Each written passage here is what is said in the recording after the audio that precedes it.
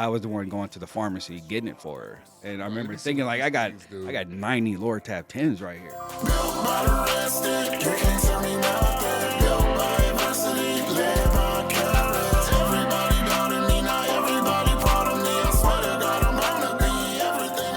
What's going on, y'all? It's your favorite podcast. Your boys from Built by the Red Stick are back in the studio. You know who it is. Ronnie, LeDuff, Michael Oakley. Man, listen, we love y'all. I cut my hair because of y'all. We were talking off camera with a group of people, and he was telling the story, and he talked about that Mama said it was when he grew his hair out, he would always relapse. So he proved her wrong, and so once he was 7 years sober, he finally was able to cut it. And I said what he failed to tell y'all is he was about to relapse. That's why he cut it. I ain't hear. That's what they was laughing at. You motherfucker. Bro. Listen, man, y'all know how to show support. Y'all been killing it. Y'all been understanding the assignment. Go ahead, follow us on all social medias. Built by the Red Stick on everything. You can find us on Facebook. Yep. You can find us on Instagram. Yep. You can subscribe on YouTube. Yep. You can follow us on TikTok. Yep. You can follow us on Kick, Twitch. You can follow our Patreon. Shout out our top tier Patreon members. We got both Elizabeths. Come on now. We got Katie G. Caitlin M. We got Blaine. Yep. We got Mark O. Yep. And we got Mama O. Come on now. You know, shout out to the Oakley family out here supporting their son. Yeah. Because Lord knows you put them through some HE double hockey stick. Hey. They have every reason not to support you. This ain't my interview. But that's what real love is. You're right. This ain't about us. It's not about us. Not about us. Not about your motorcycle you got for passing. Look, man, we huh? Whoa. What he said? Shots fired. Speaking about Patreon, what's the name of it? What are you built by? What are you built by? Join the family, y'all. Look, man, we're coming back to you with another week of the Meet Your Sponsor series with the one and only Hope Center. Man, y'all know who it is. All the way in Marksville, one of the staples in Louisiana recovery. But don't let me tell it. Y'all listen to this quick break, and we'll be right back. A word from our sponsor. What's going on, y'all? This month's episodes are brought to you by the Washington Street Hope Center in Marksville, Louisiana. For nearly 40 years, they've been helping individuals and families overcome addiction, making them one of Louisiana's longest-standing substance use treatment facilities. The Hope Center offers 28-day residential treatment program, a 6-week intensive outpatient program, separate sober living homes for men and women, substance use assessments, and gambling addiction. Their program is built around the internationally recognized Recovery Dynamics curriculum based on the 12 steps of Alcoholics Anonymous. They accept all Louisiana Medicaid plans and most private insurance. And if you qualify for Medicaid but aren't yet enrolled, they can help with that too. They even provide transportation from anywhere in Louisiana, so getting help is never out of reach. One of the things that really stands out about Washington Street Hope Center is that the people who work there, many of their staff members, have been where the clients are now. They've experienced addiction themselves, found recovery, and now dedicate their lives to helping others do the same. They understand recovery, and they believe it's possible for everyone. If you or someone you love is struggling, don't wait another day. Call the Washington Street Hope Center at 318-253-8705. Once again, that's the Washington Street Hope Center at 318-253-8705. Tell them your boys that Built by the Red Stick sent you. And just like that, we're back. They're going to hear you telling it. They heard me say. They heard you telling it. They heard me say, y'all listen to it say, but it was really me say. Because I did the voiceover.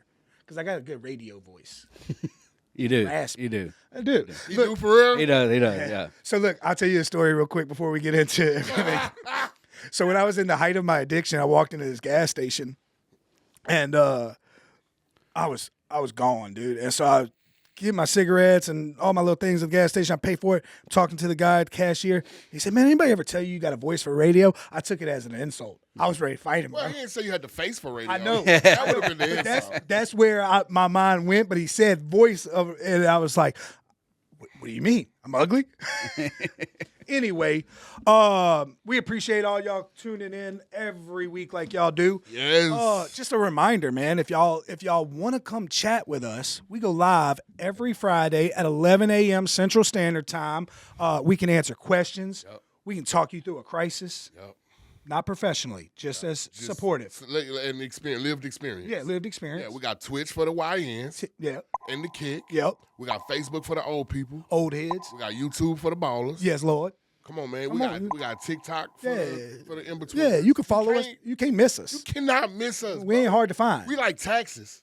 Yeah. You can't escape us. Yep. We're going to find you. There's 3 things guaranteed in life: life, death, and listening to Bill by the Red Stick. Well, 4. You got to pay the taxes. And them taxes. 4 things. Goddamn taxes. Yeah, them taxes, man. But look, we're not going to hold y'all anymore. We've got another first, I believe. I'm excited for this. I am too. Because this is my first time actually getting to meet this guy in person. Okay. But I've heard a lot about him. Well, I think this is a Built by the Red Stick first. That my first meeting somebody? No, we had the missus. Oh, it is. Now we got the mister. Yes. This is the first husband and wife collab. Yeah, they out here power coupling it up. Yes. But I'm not going to do the intro. Yes. I'm going to let you do the intro. Okay. You want to know why I'm going to let you do the intro? Because y'all know him. He's Ronnie LeDuff. He's the best hype man on both sides of the Mississippi. 3.7% of our followers listen in Australia, which means that the land down under gets hyped up by this man. So if you ain't know, you about to know the one, the only, Ronnie LeDuff. Ladies and gentlemen, boys and girls, we have a very, very special guy in the building. Some would say he got the coolest part. Got it. Down the side of his head. Down that it. mug clean. No, I Clean seen that. as a whistle. They be clean. Clean. One of the most in shape people in recovery. In shape. If his reputation precedes itself, we finna get the most genuine, the most caring, the most charismatic. And I heard he can sing. Is that a myth? That is definitely a myth. No. He's being shy. He's being shy. This guy, he is so loyal that I think he was in SEAL Team 6. That's why his last name's Seal. Right? He kill you with his bare hands. So you're going to see me be very respectful this episode. I get it. But no, seriously, like, his reputation precedes itself. I'm good with energies. I'm good with vibes. And so you can tell he's very humble.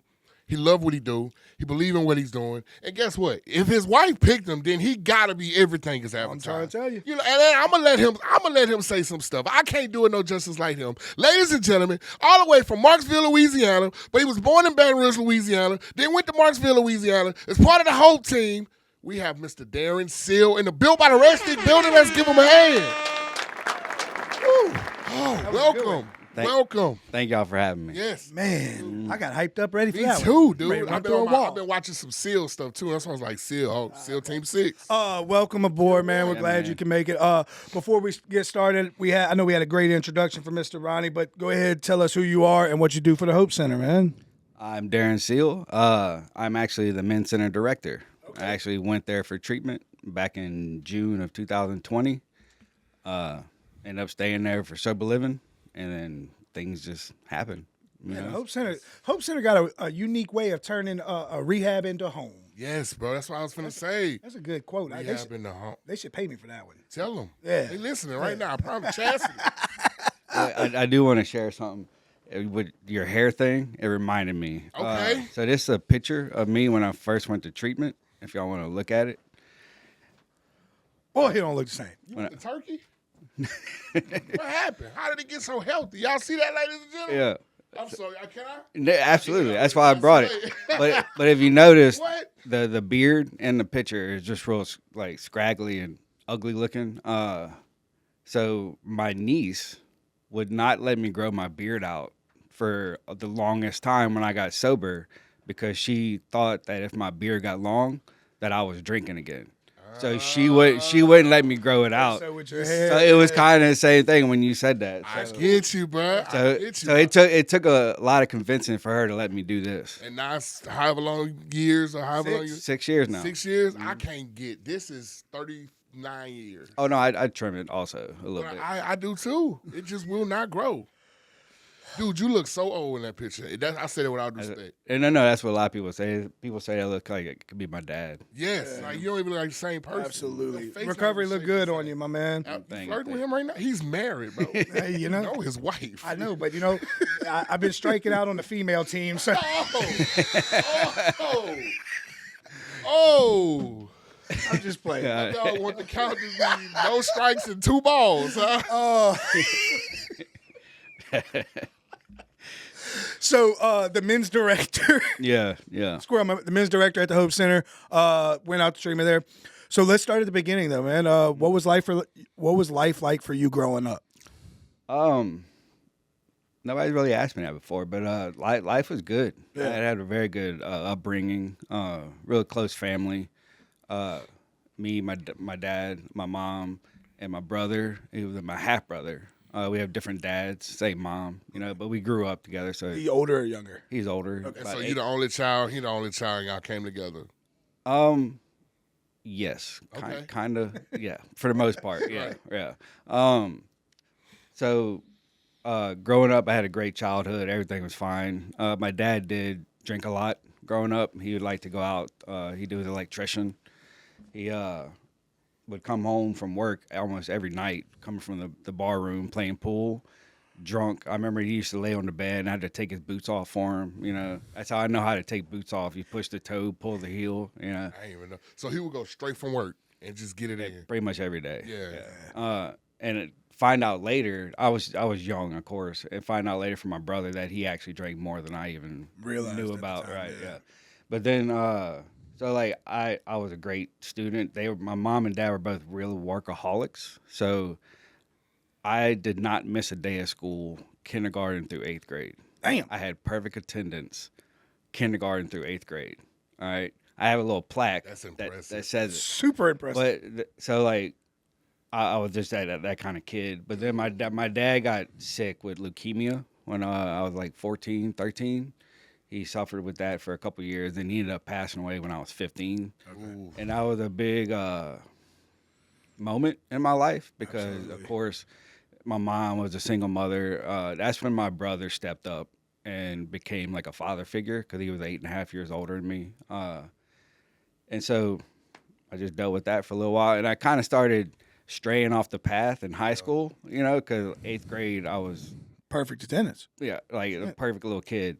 I like Then I get to high school with no father figure, kind of, so I start missing Yeah, school. it's a tough transition. to That's that moment. when I started smoking and drinking. And you And went to Woodline. I went to Bishop Sullivan. Oh, he St. Michael's now, It's St. Michael's now. but it was Bishop back in the day. No, you played sports. I did. What you played? Baseball, basketball, football. Got a track. scholarship? No, I didn't. Continue. Yeah. Boy, you so quick to put some money on people. What you play? Bishop Sullivan, come on, man. Yeah. Mike, you not Mike. I mean, look, Mike. Mike, we're not doing this, bro. some people's parents work really hard to send them to private schools. Yeah, you can go Yeah. to Redemptress I or went- Southern Lab. I definitely would not say we had a I lot went to of money. Redemptrist. Yeah, because you got kicked out of the other one. No, I went to Catholic You got after kicked- Redemptrist. Oh, really? Yeah. Well, you went to Catholic after Redemptress? Yeah.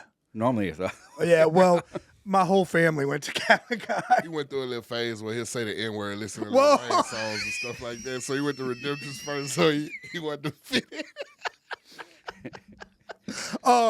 Wait, you play baseball? That's I- your love I right did there. I love know. it. I had to double back to that. I heard I wanted to go. So what position you played? center field. Oh, It's man. a little second base. I would have been your partner in crime. I played left field. But I was mainly football. Okay, running back or safety? I was actually listed as a utility player. I Oh, did you was an athlete then. You Yeah. was good. You was Quarterback. fast. He was So they could put you anywhere. He was out here being Taysom Hill Yep. before there was Taysom Hill. Yeah. There you go. Yeah. There you go. So you was just a football player. Yeah, I I was love just there, that. yeah. Okay, What position? Football. football. So, one of good questions, and obviously you alluded to it with your father passing. Maybe there was some times before that, and you can highlight that. But when was the first time that maybe you, and especially in hindsight now, remember seeking comfort outside of yourself or outside, in a negative way? In high school, my mom was a smoker.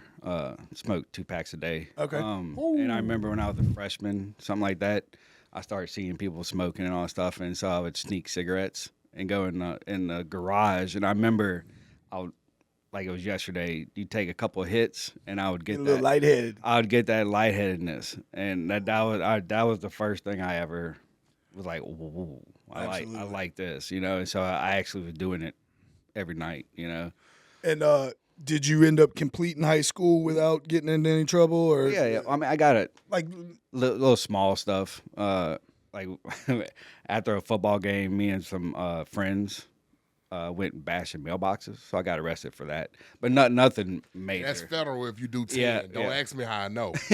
Just know if you do 10, it's federal. But 9, you good. 9, you're good. yeah, but for the most part, like Yeah. no trouble or nothing. Absolutely. And so after high school, I moved in with 3 other guys in Denham Springs, and our house was The party house. it was Yeah. right. I never thought about it until I was actually teaching class one day, and I was telling this story, and somebody was like, "So you lived in a trap house?" I was like, "No, it wasn't a trap house." But as I'm telling it, I'm like, "Yeah, it was a trap." I was like, I never thought of it like He that. unintentionally ran the trap I house. did, because I lived with 3 other guys, and like one roommate selling this drug, the other one selling this drug, and we got people coming in all the time.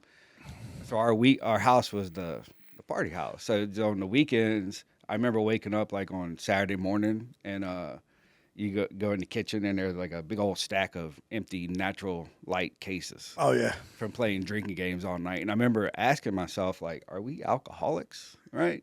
But I remember telling myself no, because I'm not drinking by myself, and I'm not drinking during the day. There you go. Yeah, absolutely. Alcoholics drink alone. Yeah. Everybody know My that, favorite right? is alcoholics need a beer. I have a beer.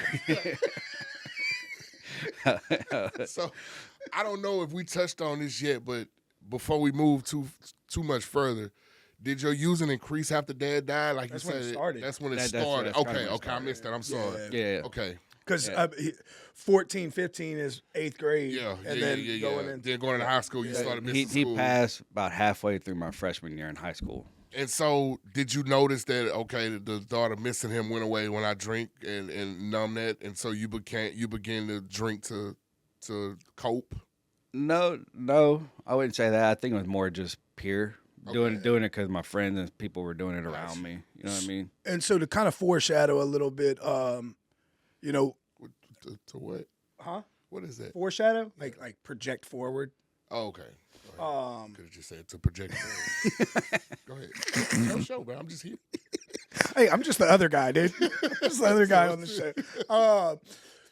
Obviously, with us, being in recovery and all of that, we've and I'm hope I'm not speaking out of turn, but we develop a relationship with some type of higher power. Mm-hmm. So was there a spiritual connection in early childhood, and did it waver any when you lost your dad? Yeah.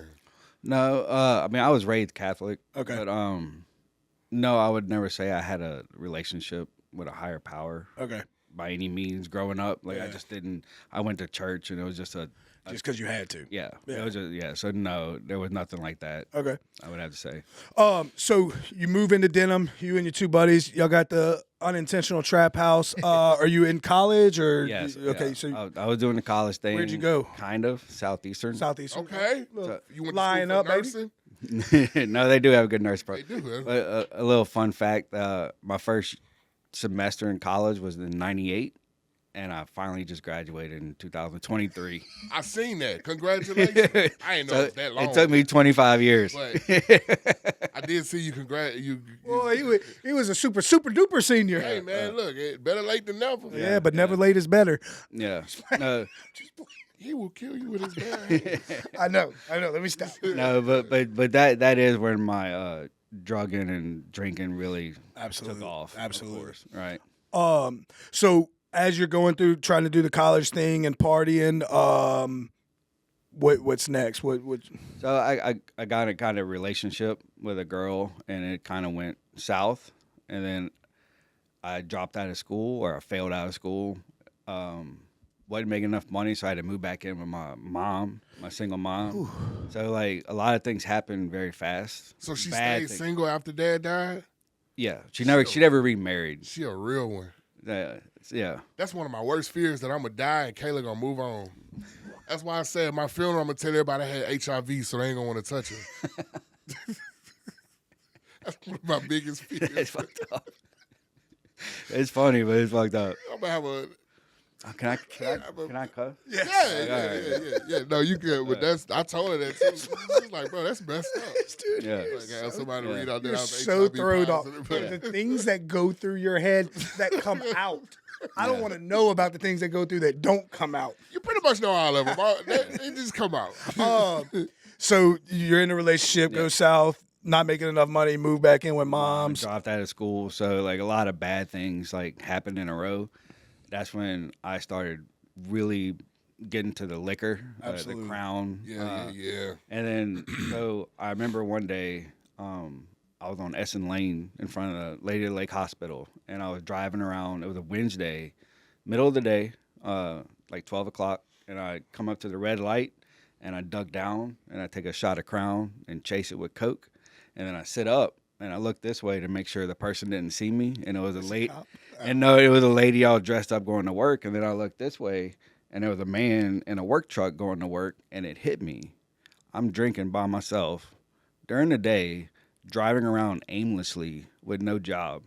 And remember I told you, I don't drink by myself. That was one of those moments where I was like, oh, wow. I'm an alcoholic, right? And it just slowly escalated. And then, so I'm living with my mom, and then she got diagnosed with cancer. And then I ended up having to take care of her for about a year, taking her to and from chemo. And my drinking, I kind of stopped it. But the problem was she got put on pain medicine. So I ended up taking her pain medicine every now and then. Not enough for her not to have any, but she found out, and it was kind of like a big moment between us. And I haven't told many people that, but it was a big part of my story. Absolutely. You know what I mean? So Did she ever forgive you? Oh yeah. Okay. Like I stopped, you know what I mean? But this is just me looking back, seeing how my addiction just kind of progressed slowly but surely. Absolutely. And I never had a pain drug problem before that. Okay. You know, it was just I was the one going to the pharmacy getting it for her, and I remember thinking like I got 90 Lortab 10s right here. Like, what do these things do? You know, you don't need them all, right? That's right. Like, it sounds bad, but yeah, selfish. It was the blue ones, the Watsons. Yeah. Oh, you the Watson 5-4? Take a Watson. Right, and then once I took one, it was kind of like three. If one did this, what three exactly. That's my story, bro. I was sitting in the bleachers. I said, man, one made me feel good. I bet three will make me feel amazing. That's why I said that. I remember you saying that. So, is your mom still with us? No, she ended up passing. She passed from that cancer, yeah. And so, how long was that? So I took care of her about a year. Okay. So she passed away when I was 28, I think in 2008. So you was 28 in 2008? Mm-hmm. I was graduating high school in 2008. Well, the summer of 2008. Sally found you at a Medicare appointment? That's the last one. Kill you with his own hands, bro. I just had to ask, bro. Excuse me. So within 15 to 28, so that's what, 12 years, 13 years? Yeah. Both your parents are taken from cancer. Yeah. And I mean, there's got to be this feeling of I'm alone. So and here's the problem. Once so my dad passed away in his bed in that house. And this is the house I told y'all about right there by Woodlawn. And then my mom also passed away, and I was the only one there when she did pass away. And well, we called hospice, and hospice came, set up the stuff one day, and then she passed away that night. So like I was the only one there. So both my parents passed away in that house. So when she passed away, I inherited the house, and I thought, hey, I'm just going to live in this house. And people were telling me, I don't think that's a good idea. And I'm like, I got it. It's fine. Right? But looking back on it now, that is when my alcohol. I don't even know if the inheritance would have fully gone through before I had the thing sold. If that, I mean, right. Well, looking back on it now, you know what I mean. That as sober mindset, but if I'm in my addiction, I mean, free house. This been my house 30 years. Yeah, you know what I mean. So I mean, it's kind of like hard for me just to get rid of it. Absolutely, you know? Absolutely. So so I would say my depression really kicked in, and my drinking like escalated to the point I was drinking 2 fists a day. I feel like it should have been more than. I ain't gonna say should have been more than that, but I mean, 2 fists a day is a lot, bro. Is it really? That's these help right here, huh? Like you want to see what my counter look like? Can I show this real quick? Yeah, absolutely. We never had nobody. We love props. This is a first. We love props. So this was my kitchen. I had a friend come in. Oh my God! And how long is this time frame? That's like probably a month or two. Oh, Bro, this look like aisle 6 at Oak Point. Yeah. Look. So the real question is, why do you know what aisle 6 looks like? Yeah. Yeah. And there was moments It's when like my interview. That's after cleaning the counter. Bro, but look, this the cool part about it. Behind the liquor, you got Doritos, bread. Hey, I would not touch that bread. I would not touch that bread, I promise you. Bro. No. Yeah. And so, That's a lot of alcohol. Well, I was living by myself, and of course, I had money coming in, and I didn't have to work. So it was like it was a perfect it storm. was a perfect storm for. I just literally sat around and drank all day, every day. Where was your brother in this process? Like you say, he became a father figure. He was just getting his family started, like his wife and daughter. So I was kind of good about hiding. Like nobody knew nothing. How about did you it. hide that? He isolated. Nobody, isolated. Nobody came to my house. That's okay. Nobody came. Like I got very good at pushing everybody away. You know what I mean? People ask me, hey, you got your niece's birthday party coming up. Yeah, I'm not coming to that. You know what I mean? So like I was able to hide it for a long time, and so I had a guy who moved in, and he worked offshore, right? So he would come in for like a week and go out for 2 weeks, right? So I think that happened in about a couple week period, because he said he was coming in town, and I was like, oh crap, I can't let him walk into his house like this, right? With all these bottles. So I tried to go get the garbage can from outside, the big one. Filled up. No, the big one, right? And I tried to pull it inside, because I'm not about to take those individually outside. Right. So I tried to pull this garbage can inside, and by doing that, it got stuck in the doorway. And as I'm straining to get this garbage can in the kitchen, y'all have to remember, I've been drinking 2 fists a day, not eating, not sleeping. You beat the hell out of that. My physical. Yeah, you deteriorated. So the effort it took to get that garbage can in the kitchen wiped me out. Like I couldn't even stand up. So I said, screw this. I'm going. And I went and laid back in my bed. My roommate eventually came home, walked through my kitchen and saw that. Came into the bedroom where I was laying. He was like, "You good?" I was like, "Yeah, I'm good, man. Whatever, right?" And he went and did his thing and called my best friend and said, "Hey, you need to come check on Darrin. Like something's up." So my roommate ended up leaving, and then my best friend texted me one day and was like, "Look, I'm coming over after work." And I did my normal thing. I'm not gonna be home. I'm gonna be somewhere. And he was like, "I'm coming over no matter what." And I was like, "Okay, whatever." So that night, I'm laying in my bed, and I hear my door knock, my front door, and I just ignored it. I was like, I'm acting like I'm not here. I know who it is, right? My phone called. He answered. He called my phone. And he's like, I don't answer it or something, and then the knocking eventually stops. I'm like, okay, he left. Well, then all of a sudden, I hear some commotion it's the garage door. The door leading to the garage. I hear some commotion in the kitchen, and all of a sudden I was like, I hear Darrin, and I go, this motherfucker just broke into my house. Like I know that door was locked, right? And so I could hear it. And every light in the house is off. Oh yeah, except my bedroom and my TV, right? So I can hear the voice getting closer, and this is my crazy ass thing. I'm like, I'm just gonna lay here real still, and he might think I'm not here, Don't right? move. Maybe he won't see us. Right? Seriously, that's all. So eventually, I see the lights coming on, and then he pops the light on in my bedroom, and he just looks at me, and it was the first time that I remember telling somebody I had a problem. Like I couldn't hide it anymore. Like I had been hiding it for a year. The gig was up, right? He walked past all those bottles.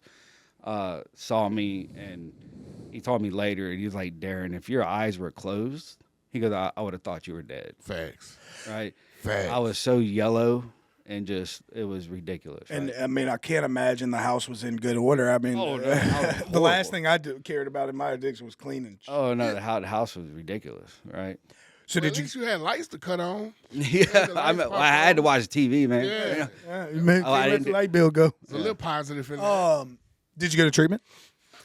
This is so he was like, all right. So I mean, he was so cool. His name's Nathan. I gotta give him a shout out. He pretty much. Y'all still talk today? Oh yeah. Shout out. I was best man in his wedding and everything. Okay. Was he in yours?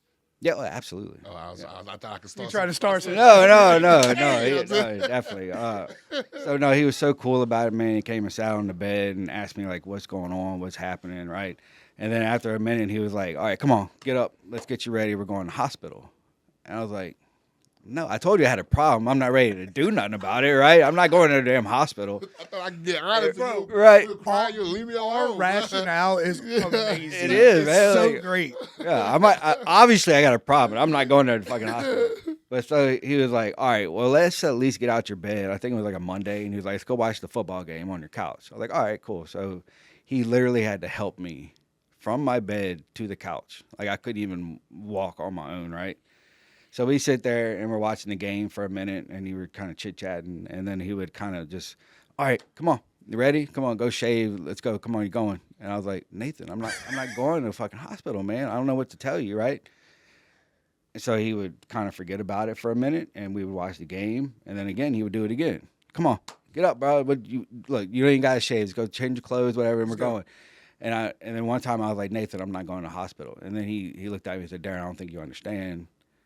I'm not leaving here unless it's with you coming with me to the hospital." Boy, that's a real friend. That's Yeah. a real friend. So I remember looking at him. I said, "All right, Nathan, I'll go with you, but you have to let me take one more shot." And so I took that shot, and that shot almost killed me because he took me to the hospital, had to wheel me in a wheelchair. His wife came and met us at the hospital, and then he left to go pick up my dog to bring to his house.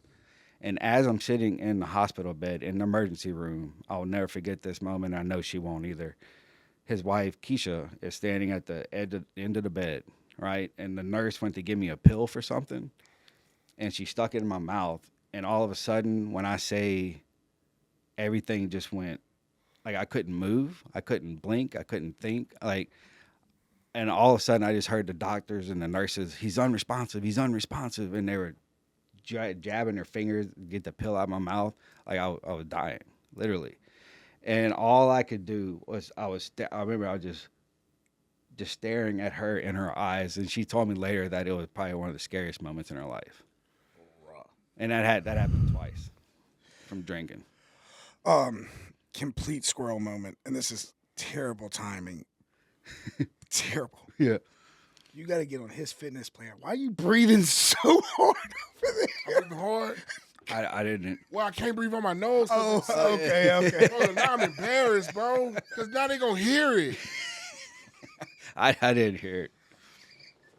Anyway. Bro, bro. Normally, No, I can't breathe out my nose. I forgot. Bro. I forgot, to be honest. So, How loud was it? I didn't hear it. like, Thank I didn't hear it. mid-story, he's telling a serious story, and I feel myself smiling because I hear you. I don't even want to breathe no more now. Lord, if this the day, then let it be the day. Um, Holding my breath. So, did You just did. I'm so insecure right now, bro. you know how many times you've done it to me? I know, but payback. now I be thinking It's about funny. it. It's funny. So, what did they like? What happened? Did they say or was it just complete dehydration or alcohol poisoning my or body just was shut down? My body, Liver, my- liver. So liver look like Oh, I it was ended up having pancreatitis. Yeah. I had a couple doctors tell me they don't understand how. And you said it's happened twice. No, well, I went unresponsive twice, and that one time, night, in that that one time, night, okay. within like a few 30 minutes. Wow. You know how much alcohol it takes? And then, so I what saw how much period, I alcohol. know, right. At what period of time have you been drinking like that? Like up until you at the hospital with Nathan? It definitely escalated, but I would say I was drinking 2 fists a day, probably at least 6 months. And I mean, if my eyes were open, I was drinking. and the crazy, and like you said, it's not even just the drinking. He's not eating. I'm not eating. drinking water. This is also how crazy we think, right? I'm mixing it with cranberry juice. So I'm telling myself Cleaning my system out. I'm getting my nutrition from the cranberry juice. Tearing yourself Not up. the cranberry All you doing juice. is making yourself pre-diabetic. 'Cause Oh, So I ended up staying in the hospital for a week, detoxing, all this stuff. And then long story short, I get convinced going to treatment my first time. Okay. Wood Lake and Ethel. Hell yeah. I visited 5 times. I've been there twice. God, I got. When was that? That was first time was in 2012. 2012. We'll have to talk off air. I know some people that went during that time. It was actually Christmas time, 2012, 2013. Okay.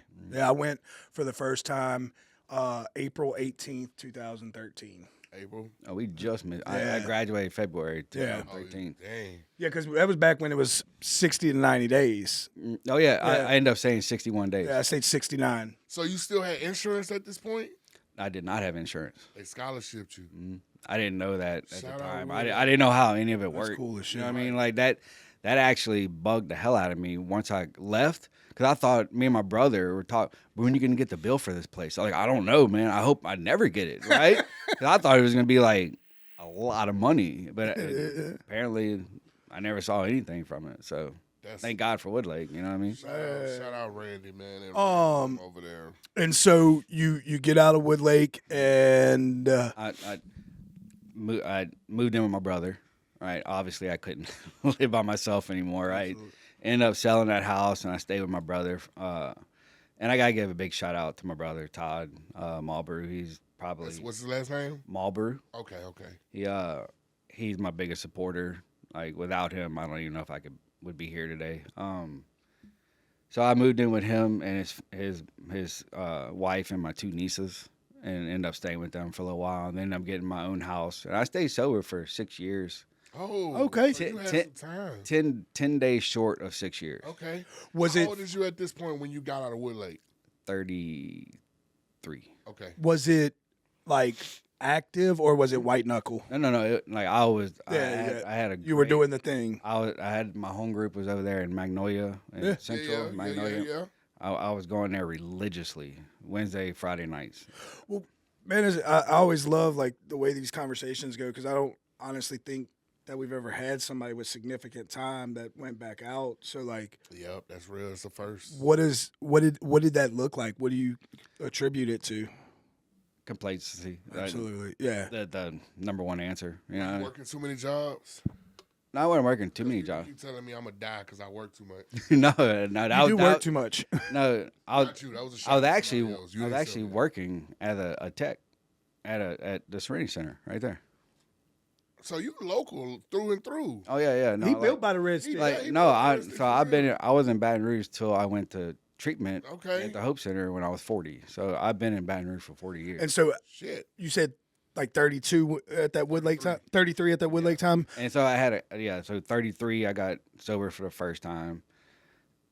10 days short of 6 years. A couple of relapses. Then I put together about 6 years, and then so I'm working at the Serenity Center, and my program's falling off. I don't really have a sponsor. I'm not doing anything outside the meetings, right?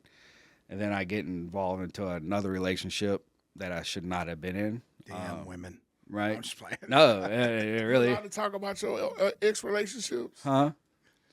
You allowed to talk about them? What you mean? Like your old relationships before Sally? That's a valid question. There was a Get you in trouble. no. Can't save you, bro. Trust me. There was a disclaimer. I already Okay, took that up front. cool then. Yeah, right. I had permission. Look, it's built by the Red Stick, baby. Yeah, all right, cool then. Yeah, no. Do tell. So I was working at the Serenity Center. Got into this little relationship I should not have been in. We had to keep it secret for reasons, and She was black. no. I hate you, but I love you at the same time. No, so because she was a previous client, Got you. of the Serenity Center, blah blah blah. So I get into this toxic relationship. It ended. COVID hit, shut down the meeting, shut down the gym, and I'm living by myself again. And when I say overnight, that mental obsession came back. I mean overnight. Right. So you are working out too. I heard Jim. My ears perked. Oh yeah. No. When I'm this sober, is years of. oh yeah. When I'm sober, I'm working out. I got you. Right. Okay. I'm definitely that's part of my therapy. I guess you would say if I'm sober. I love it. Yep. Yeah, so all this bad stuff happened again, just like the first time I went off the deep end. Lost relationship, job, COVID hit. So that mental obsession, and I broke down, went and bought a bottle, right? Sitting there in my living room, I'll never Just forget. like that, like not even thinking twice about it. I mean, just like that, right? Man. And I fought it for a week. Yeah. I really did. Like, and that's a crappy place, a shitty place to be, knowing that I'm inevitably gonna drink again. Absolutely. Ooh, And Right? You know what I mean? Like I could feel it in my bones. Like I didn't feel comfortable in my own skin. My anxiety was through the roof. Like I went and finally, I even pulled into the gas station one day to go buy a bottle, and I called somebody from my home group, and I was like, I'm in the parking lot. And it's amazing that they know what I'm talking about. And they're like, have you gone in yet? I was like, no. They're like, is your truck started? I was like, yep. They were like, okay, put it in reverse. And they had to talk me literally out the parking lot, right? Well, one day I said, screw it, I'm not calling nobody. Because I got that bottle and I sat it there. And when I say I sat there for an hour, just thinking about, okay, if I take this sip, I'm throwing away almost 6 years of sobriety. I know rehab is probably going to happen. A hospital is a guarantee, not to mention fucking up all kind of relationships, Absolutely. right? But my emotional barometer, they call it. Full. Overflowing. So I mean, it's like it would either put a bullet in my head or take a big gulp of vodka. And I took the gulp, man, and I stood up, and I could feel it like going through your body like an eraser. Yeah. For the first time in like a week, I was able to go. But then It was off. might as well sit down and buckle up. And I went on a 6-month spree. When I say hospital at least 5 times, 2 different rehabs, totaled my truck. I mean, all kind of stuff. Yeah. Going. Dang. I'm super glad that this part came up though, because man, like I've made the comment before, and it's cool to highlight it. Like sometimes me and you have talked about this. Like sometimes, especially as people who are like in the recovery world, like we focus so much on getting the next person the help that we forget that the people that are already received the help might need more and might need to be focused on too, right? Mm-hmm. And so like, yeah, I get it. It's also their responsibility to be transparent and honest, but like that's the importance of having those conversations with your close circle, with your tribe, like, and holding them accountable. Like, hey, how are you? Mm-hmm. Oh, I'm good. No, you're not. Yeah. I can tell. Right, you know what I mean? And see, since I was working at the Serenity Center, I'm thinking, I'm around recovery every day. I can hold it. Yeah, I got this, right? And that story happened. I've seen it happen so many times. I mean, I've been working for a decade, and so many people join the recovery workforce, and transplant what they were doing to get them that job, and say this job is now what I was doing, and that's so powerful because I think episode 45. I interviewed my daughter. Yeah, she's 19 now, and I asked her, "What was what's your greatest fear right now?" And she said that you're gonna relapse. Yeah. You know what I mean? So like, she can't even enjoy everything that's happening because fear of me relapsing. Yeah. And I tell you, one of the things that like really registered with my mind that you were talking about is like while you were like contemplating it is like, yeah, I know I'm gonna end up in rehab. Yeah, I know I'm gonna end up in the hospital. But the power of like those relationships, like the one with your brother, you had probably built a great relationship with your nieces and stuff like that. Yeah, and like to know that this is gonna fuck it up, but still be so powerless that I still take that. I lost the choice of drink. Absolutely. Like literally. So you go on that 6-month bender, and then the Hope Center comes into play. Yeah. So So I tell a quick story. Yeah, of course. So. My brother, I live 5 minutes from my brother in Central, right? So I was living with my brother. It's his stomping grounds now, Central. Yeah, that's where I'm at right now. Greenwood. Yeah. Let's not. Lord, let's not drop your address. I know. I'm just. Whoa. Oh, cut it out, Austin. Shoot. Yeah. So I eventually moved out of my brother's and moved into my own little house about 5 minutes away. And when I relapsed, again, my brother. I don't know if he's ever done a drug in his life, valedictorian, just a great guy, right? When I relapsed, his idea to help me was to come pick me up from my house, bring me to his house, and leave my truck at my house, thinking, you know what I mean? This goes to show you, like, thinking that if I didn't have transportation to the store, it's going to stop me, right? When I had this mental obsession in my head, like, I'm getting a drink. So I move into his, I get to his house, and I'm drinking, right? And everybody gets up. Him and his wife go to work. My two nieces go to school or whatever. And how am I gonna get my drink today, right? The wheels are turning, right? So I'm walking around the house. Of course, they know not to have anything in the house, right?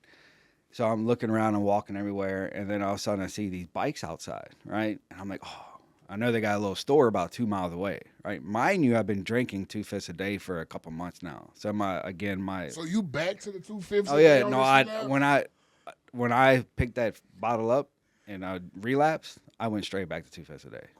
There was that I have one speed. That's one thing this relapse showed me was what kind of alcoholic I truly am. Like when I drink, I drink. There is no middle ground there, right? That means like you a dime piece though if you drinking 2 fifths. I get it. Tough crowd. I get it. So I see these bikes, and I was like, okay, I'm gonna ride one of these bikes. So I go to the first one, and it's got 2 flats, big 10-speed, right? So I go to the next one, another. I think it's my sister-in-law's bike, 2 flats, right? Go to the next bike, and it's my niece's, right? Little furry. No, bro. I'm getting there. Look, so I get to the next one. It's got 2 flats. I'm like, are you serious? So they got 1 bike left. I'm not lying to y'all.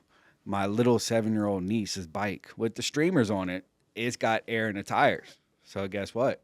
We riding them streamers. I rode that bike 2 miles to the store, middle of the summer. I'm talking about like June or July, hot as shit. I get back to the house with this 5th, and it almost like killed me. I had to lay down for like an hour before I even took a sip, right? So the next day, they get up and they leave. The wheels are turning. How am I getting my vodka today? Because I'm getting vodka today. It's happening, right? Fuck that bike. I'm not doing that shit again. So I call Uber. I've never used Uber in my life, right? Hey, man, I need a ride. Okay, I'll be there in 45 minutes coming from the airport. He shows up. I get in the back seat. He's like, oh, where are we going? I'm like, Circle K right down the road. Then where? Back here. That motherfucker turned around. Are you serious? I was like, yeah, man. And so like I took Uber one day, and then the next day or another day.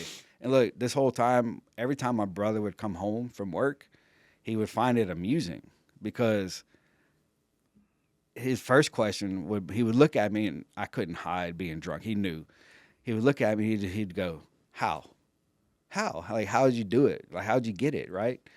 So one day he gets up, he's leaving the house, and he's like, look, Corey, my sister-in-law, is sick. She's going to be in bed, okay? I was like, okay, no problem. So he leaves the house. Wheels are turning. How am I going to get my drink, right? So I'm walking around the house, and all of a sudden I notice her Armada outside, her car, right? So I'm like, oh, shit. Okay, noted. I see it. A couple minutes later, I see her purse on the counter. I'm like, okay, I know her keys are in there, right? So, fuck it, let's do this. I know she's sleeping in the car and in the bedroom. So I go out there real quietly, right, and I can see her window, the blinds, right? So I'm looking, I close the door, and I go to start it. Boom, 10 times louder than I ever expected, right? So I'm like, oh, man. So I'm staring at this window, and I don't see nothing. So I'm like, fuck it, I'm already in it. The car started. Go. Yeah. I'm going to be back in like 5 minutes. The store's right there. So I go, before I even get out of the neighborhood, my brother's blowing my phone up. And I answer, and he goes, what the hell are you doing? You know what I'm doing, Todd. Like, you know what I'm doing, right? There ain't no reason to hide it. Say, get your ass home now, or I just had to convince Corey not to call the cops on you. Yeah. For stealing her car. Right. And I remember saying, stealing? I'm borrowing it, right? He's like, no, in her mind, you just stole her fucking car, right? So we hang up the phone, and I can almost see the store. So I'm like, I can still make it real quick, right? So I pull onto the highway, and as soon as I do, he's pulling this way, coming back home. So we cross, and I'm like, and I hold the phone up, and he calls me, and he's like, turn your ass around now, or I'm calling the cops, right? So gigs up. We get back to the house, and we're outside, and it's me, him, and her, and they're drilling me. What the hell's wrong with you? You need help. You need treatment, blah, blah, blah, blah. She ends up walking away, and it's just me and him. And I remember he looked at me and just said, dude, what the fuck? Like, got a guy. Like, what do I need to do? What's going on? And this is probably one of the most honest times I've ever been with my brother. Like, look, Todd, right now, the best and safest thing you can do for me and for everybody is bring me back to my house and let me drink right now. Because the more you try to stop me, the more I'm gonna get in the trouble. more dangerous and crazy shit I don't know how to explain it to you right now, right? So that's what he did. He bring me to my house. He got smart on me, came check on me a couple of days later, called 911 on me, got me rushed to the hospital, stayed in the hospital for a week, and then to the Hope To the Hope Center. Absolutely. yeah. So Shout out Todd, bro. Right. yeah, Todd Todd's a ain't real giving one. up. Hey, look, Todd's a real one. And he's like 6'4", about 250, because we have different dads, right? And I threatened to fight him if I had to tell the story because it's funny. He's like, I'm gonna call 911 on you. I was like, if you call 911, we're gonna fight. First of all, right? I'm drunk as shit. He could just literally push my head and knock me over, right? I didn't really mean it, but I did say it. It's funny, right? So I want to make sure we don't get through this episode without talking about the impact of the Hope Center on your life and the things that you're doing over there. So like, what do you? That was your first trip to the Hope Center? Yeah, absolutely. Okay. Yeah. So what do you think? Like I said, I've been in recovery since 2013. And I've heard of the Hope Center ever since then, and it's been a staple in Louisiana. What do you think has kept y'all so true to y'all's message and y'all's approach? It's a great question. The way it's set up, like I said, I went to Wood Lake twice, but Absolutely. the Hope Center had something that I never saw. They had the sober living house literally right there, and they get the clients as a sponsor. Absolutely. And like I told y'all, my first time in sobriety, I don't know if I ever sponsored anybody in 6 years. Yeah. I never had a sponsee. Like I kind of cut that corner. Yeah. So that really attracted me to stay into the sober living because I really wanted to. I knew I needed to work with other people. Absolutely. So that has a big part of the Hope Center, and I don't know what it is, man. You know how you go to those little hole in the wall restaurants, And then the best and ones. they got the best food. Yeah. The That- customer that's service, how one down to earth. Miss Chastity, the lady that runs the Hope Center, that's how she told me. She's like, "Look, this is like a mom and pop treatment center," and it's perfect. what it is. It Yeah, what it absolutely. is. I don't know what. There's just something about it that just. The compassion and hope is still there. Oh, absolutely. Yeah. Hope Center. Hope. Yeah. It fits. So as we kind of get to the end, man, a couple of final questions. Obviously we made reference to it in your sobriety in the last So when was that you got? So you're coming up on 6. Just made 6 years. Just made 6 in June. Obviously you made reference. We made reference to it. You're married. Mm-hmm. You get to work with your wife. Y'all get to. I see. That sounds awful. They don't work like directly with each other. It had its moments. Yeah. It had its moments. But I see y'all are on y'all's fitness journey, and obviously you said you've always kind of, when you're sober, done that. So like, what are some of the things that like this recovery world and your sobriety has brought to you in life, man? Oh man. So I got married for the first time, which I kind of just came to the conclusion that I wasn't going to get married. 'Cause I was 40 years old when I went to the Hope Center, right? I got married. Damn. Right? So I got married.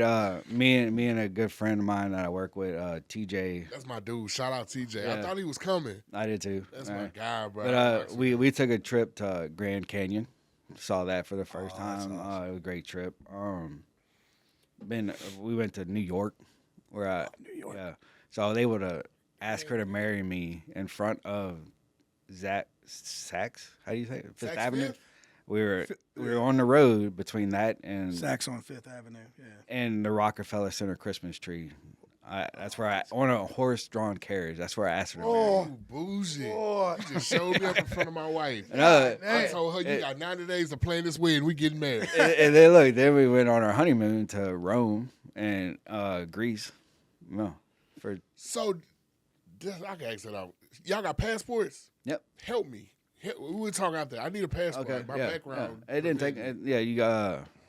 Then we went to. Yeah, I'll help you with that. All right. I got a passport. Yeah, you did 14 hours. Oh. It's because of my background. Oh. The felony Yeah. prevents me from getting No, but I can't begin to tell you That's the dope. stuff that I've gotten from sobriety. And when I sat there at the Hope Center at 40 years old, man, starting over from That's scratch, beautiful. there's no way I could have asked for any of this that's And given you me. have no kids yet. Not yet. And They having kids. That's breaking news. you putting people, don't be putting people on kids. Putting kids on people. You want some? Absolutely. You can have them. Mm-hmm. All right, do it this year. And then you made reference to it. You a couple years ago, you graduated from college. Yep. And I'm actually going to school for my master's. Awesome. Right now. That's what's up. Congrats. But Sally does have a son, Blaze, so I am a stepfather. Yeah. I knew that. I meant biological. Like, Yeah. So our final couple questions. What's next? Oh, baby. We love breaking news if you have any. I'm not sure if I could talk about it. Oh, He got a new PR on bench press. okay. I don't max anymore. Me, I'm at that. got to. I'm at that age where if I pull something, I'm down done for like a month or two. Yeah. Yep. So I got to be very, very careful. No. So the next is so me and Sally bought a house in Lake Charles. So Awesome. I Congratulations. still work in Marksville, so I drive down Monday morning. And So I the Hope Center's opening a new place in Lake Charles? What? All because y'all moved? I'm not sure if I'm supposed to say anything. You didn't No, say man, anything. you ain't I say said it. that. You I did said, not tell us. I implied. That's You what I'm implied. saying. It's because I happen to have a good business mind worked around this thing. So the hopes is that, and so for right now, I got to drive in Monday morning, stay till Thursday, and then I drive back to Lake Charles. Absolutely. I think there's things in the works for me to, Because of y'all, though. me and Sally. God would make your enemies your footstool, bro. Yes, Lord. He will Sally be prepare a running. table for you. It's very exciting. And Lake Charles needs Absolutely. that more than the plants they got over there in the freaking casinos. They need that. And who better to do it than Sally? Then SEAL Team 6 Yeah, there. or SEAL Team 2. SEAL Team 2, right? Yeah, SEAL yeah. Team 3. 3 in the making. 3. Yeah. SEAL Team 4. no, at the SEAL one. Team 4 in the making. 3 right now. Yeah. If you have a baby, you gotta name the baby shower SEAL Team 4. Yes, indeed. Be a middle name. That'll be so dope. Our last two questions. The second one is, what's your why, man? Why do you Oh my God. Bro, I got a hole on the bottom of my sock this big. Oh my God. the camera can't see your feet, dude. Go ahead. What's your It takes a huge heart to do what we do in this industry, but also, I mean, you literally make the sacrifice of driving away from your family to still pour into it. So, what keeps you going? What's your why to keep that drive? I often think about how I felt when I was sitting at these tables at the Hope Center, and I was literally hopeless. Like, I was suicidal. Didn't want to continue life at all, right? But then the staff at the Hope Center, the other clients, just giving me hope. And if it wasn't for them, somebody else in recovery constantly showing me that it was worth it, that I was worth it. You know what I mean? Absolutely. So that's kind of just, and man, I get the privilege of seeing that every day, getting the opportunity to do that every day. And of course, life happens, and I get all overwhelmed, and I forget that. And Sally's very good about helping me remember that. Yeah. Hey, remember why you do this. You know what I mean? And see, I was going to ask that because he's the first, the last guy we had, he's married to a normie, but you're not. Yeah. Like, how does that dynamic work? And I wanted to ask that. I don't mean to cut No, off you're good. The wrap up. How does that work, having two people in recovery, like in such a strong, like tight-knit relationship or marriage? She had her sponsor. I have mine. You have your Yeah, own yeah. inventory. She got her own. Yeah. Gotcha. Yeah, we keep it separate. Yep. But of course, it's just like every relationship. It has up and downs, but in the end, it's more than I could ever ask for. That's what's Absolutely. Because Marksville, that's a trip, bro, from Lake Charles. I don't know if you drove It's that. 2 hours. 2 hours. You got to be ready for that. And our final thing that we always like, for our guests to do is, if somebody's listening to this and resonates with your story, man, what are some words of inspiration you would leave them with? Don't give up. Can't stop, won't stop. Rockefeller Records, baby. We get down, baby. We Get get down. down. The guys, they love us. Well, listen, man, we are super grateful for your time. You driving down here. You already probably drive enough, but you made the trip to Baton Rouge for us. We super appreciative. Ronnie, unfortunately, it's my least favorite time. We've gotten to your least favorite time of the episode. Once you say the other thing you used to do, is we finna do something that Ronnie don't do, and let's wrap it up. You don't say that one in a while. Oh, Mr. Seal, thank you so much. Thank y'all for having me. Pleasurable. Pleasurable. That's a word. Pause. I ain't trying to foreshadow. Thank you for this opportunity. Like I said, my first time meeting you in person. I heard so many great things about you, and everything they said was true. I see why you're one of us. We appreciate you being vulnerable, being transparent, being relatable, and being willing. I tell everybody, and I mean it, we are God's chosen ones, and you're another great sergeant or lieutenant in this army, in this platoon, in this fight, against drug and alcohol abuse. And I pray God continue to open up the windows of heaven and pour upon you abundance of blessings. And everything that you put your mind to in the future that you want to do, I pray that y'all get it and y'all achieve that tenfold, or bigger than your imagination could ever dream of. And so we truly, truly appreciate you from the bottom of our heart. To all our listeners, subscribers, we love y'all. We see y'all. We do this for y'all week in and week out. Yeah, we come on here and we cut up and we have fun and we laugh and we joke. Breathe hard, bro. I'm telling you, bro. Dude.